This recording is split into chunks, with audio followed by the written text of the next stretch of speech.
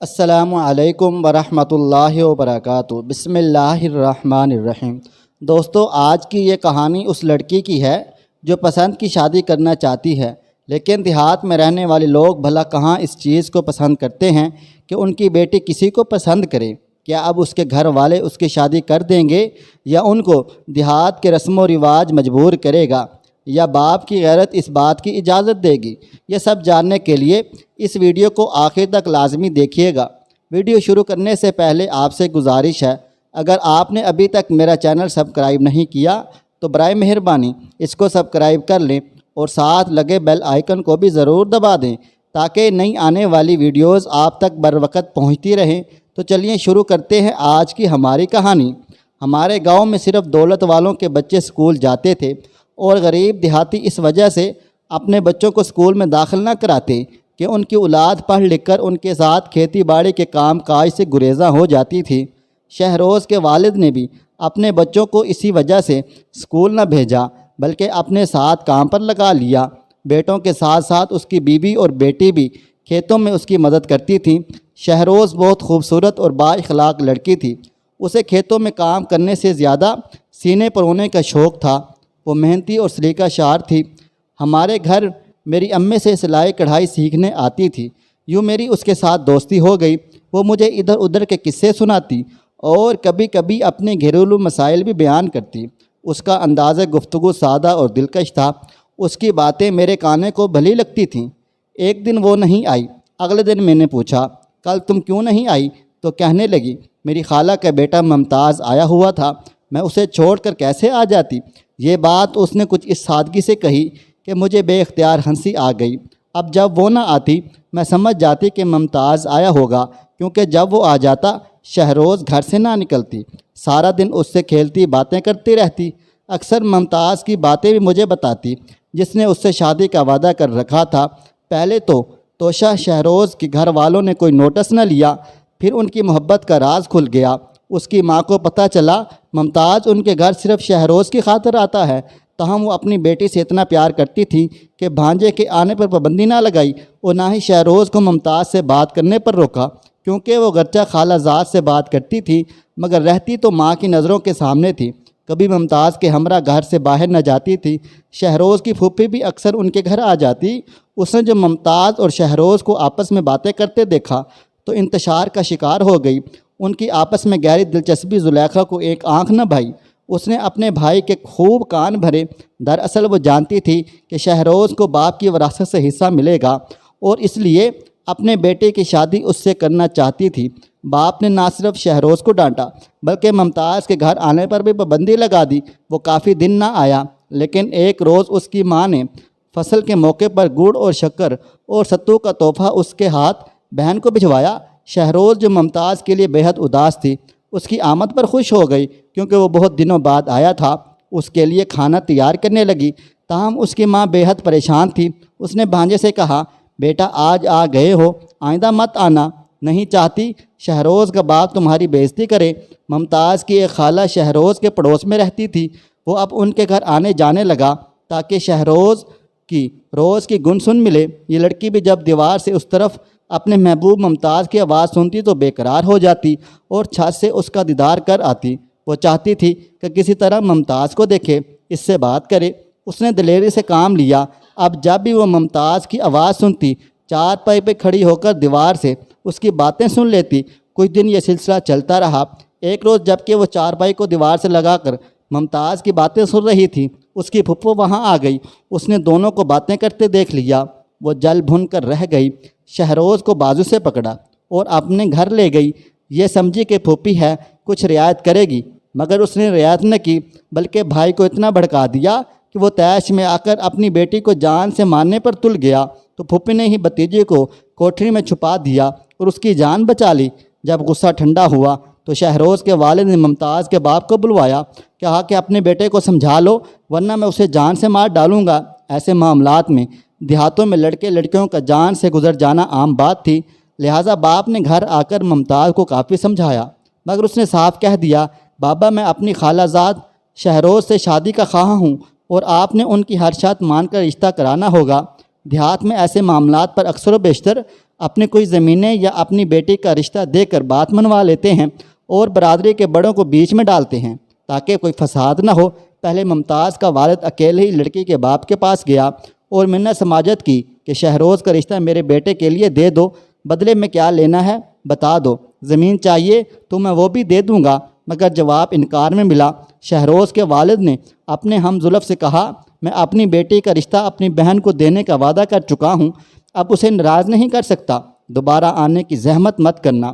یہاں سے مایوس ہو کر وہ زلیخا کے گھر گیا اور اسے التجا کی کہ زلیخا بہن، ہم آپس میں رشتہ دار ہیں، ممتاز اور شہروز ایک دوسرے کو پسند کرتے ہیں، تم انہیں جدا مت کرو، رشتہ جوڑ دو، میں تمہارے لڑکے کو اپنی بیٹی کا رشتہ دینے کو تیار ہوں۔ یہ عورت زمین کے لالچ میں بیٹے کی شادی شہروز سے کرنا چاہتی تھی، تنگ آ کر بولی، میرا بیٹا اسے پسند کرتا ہے، وہ اس کی بچپن کی منگیتر ہے، جیسے تمہیں اپنے بیٹے کی خوشی عزیز ہے ویسے مجھے بھی عزیز ہے، اگر میں نے ایسا کیا تو میرے لڑکے کو بہت دکھ نہیں ہوگا۔ ممتاز کا باپ مایوس ہو کر لوٹ آیا۔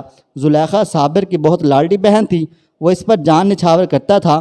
وہ بھائی کے پاس جا کر خوب روئی دھوئی، آنسو بہائے، چلتر سے کام لیا، بھائی خواہ مخواہ دیر کر رہے ہو، ایسا نہ ہو لڑکا لڑکی بھاگ جائیں اور ہم ہاتھ ملتے رہ جائیں۔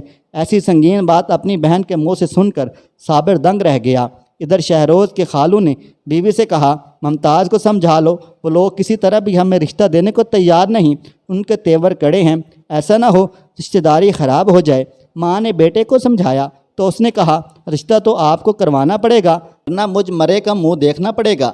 ممتا کی ماری ڈر گئی اور بہن کے گھر گئی، بہن اور بہنوئی کے آگے جولی پھیلائی، کہا، میرے لڑکے کی خوشی اسی میں ہے، رشتہ آپ کے گھر ہو، میرا بیٹا غیر نہیں ہے، آپ کا بھانجا ہے، آپ کو بھی اپنی اولاد کی خوشی پہلے مد نظر رکھنی چاہیے، پھر کسی اور کے بارے میں سوچنا چاہیے۔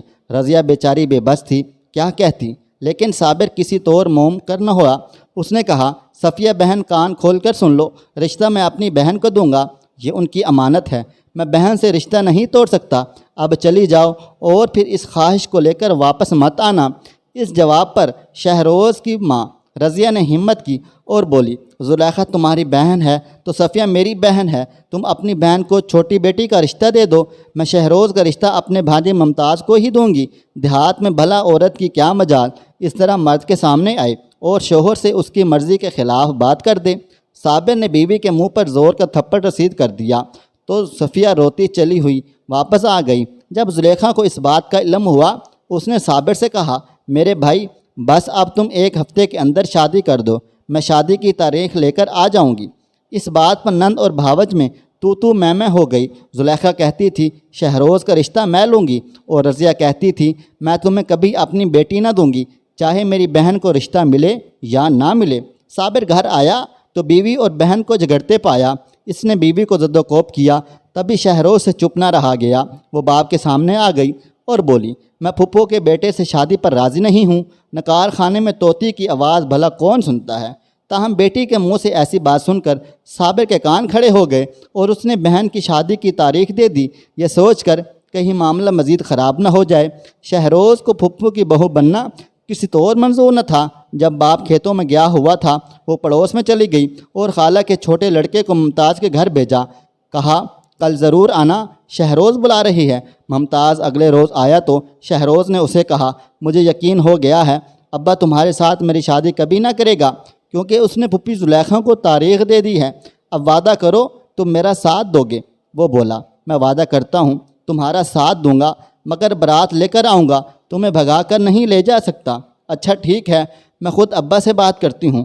وہ سخت مضطرب میں تھی۔ جو ہی شام کو صابر گھر آیا، اس نے کہا، ابا اگر تم نے میری شادی زبردستی کی تو میں مولوی صاحب سے کہہ دوں گی، میں اسلم سے شادی نہیں کرنا چاہتی، یہ شادی زبردستی کرائی جا رہی ہے، برات والے دن آپ کی سبکی ہو جائے گی، اس لیے پھپھو کو منع کر دیجئے یا پھر میں آپ کے گھر سے چلی جاتی ہوں۔ باپ ایک دیہاتی آدمی تھا، اسے بالکل اندازہ نہ تھا بیٹی ایسی بات منہ سے نکال سکتی ہے۔ وہ بری طرح طیش میں آ گیا، بیٹے کو تھپڑ مارا، پھر چلاتا ہوا گھر سے باہر نکل گیا۔ گھر سے باہر نیم کے درخت تلے چارپائی بچھی ہوئی تھی، وہ اس پر بیٹھ کر سوچوں میں گم ہو گیا۔ 2 گھنٹے بعد وہ سوچو بچار کے بعد گھر لوٹ آیا اور بیوی سے کہا، آج تمہاری لڑکی نے گستاخی کی حد کر دی ہے، اب میں اسے ایک لمحہ اپنے گھر میں برداشت نہیں کر سکتا۔ میں نے بہت سوچا ہے، ٹھیک ہے میں اس کی شادی اس کی مرضی سے کر دیتا ہوں، ورنہ یہ زلیخا کا ناک میں دم کر ڈالے گی۔ مجھے اپنی بہن سے دشمنی نہیں لینی، میں ایسی خود سر لڑکی کے سر ڈال دوں گا۔ بیٹی سے کہہ دو تیار رہے، میں اس کا نکاح تمہاری بہن کے گھر ممتاز سے کرا دوں گا اور اسے وہاں چھوڑ کر آ جاؤں گا، تاکہ اس کو وہاں سے بھاگ کر جانے کی ضرورت نہ پڑے اور نہ ہی وہ لوگ باراتی بن کر میرے دروازے پر آئیں۔ یہ بے غیرتی مجھ سے برداشت نہ ہوگی، اس کے بعد میرا اس بیٹی سے کوئی واسطہ بھی نہ ہوگا۔ بیوی یہ بات سن کر بہت پریشان ہو گئی، مگر شہروز بچی تھی، آئندہ پیش آنے والے ثانیے سے بے خبر۔ اگلی صبح وہ تیار ہو گئی، اپنا سب سے اچھا جوڑا پہن لیا، بال بھی سنوار لیے اور چادر لپیٹ کر بیٹھ گئی۔ گرچہ ماں نے منع کیا، تیرے باپ نے غصے میں یہ سب کہا ہے، تم اکیلی اس کے ساتھ مت جانا، مجھے اس کے ارادے بالکل بھی ٹھیک نہیں لگتے۔ لڑکی نے ماں کی بات نہ سمجھی اور باپ کے ساتھ چل دی۔ صابر نے اسے ساتھ لیا اور دونوں کچی سڑک سے رواں دواں ہو گئے۔ ممتاز کے گھر کے راستے میں دریا آتا تھا۔ جب یہ پل پر چڑھنے لگے تو صابر نے کہا، شہروز مجھے پیاس لگی ہے، کیا تمہیں نہیں لگی؟ ہاں ابا، دھوپ تیز ہے، پیاس تو مجھے بھی لگی ہوئی ہے، مگر ہمارے پاس برتن نہیں ہے۔ کوئی بات نہیں، ہم اوک سے پانی پی لیتے ہیں، آؤ۔ وہ پل سے اتر گیا اور دریا کے کنارے بیٹھ کر ہاتھوں سے پانی پینے لگا۔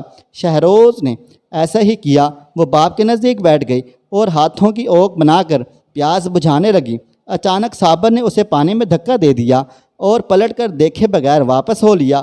اپنی دانست میں اس نے بیٹی کو دریا برد کر دیا تھا۔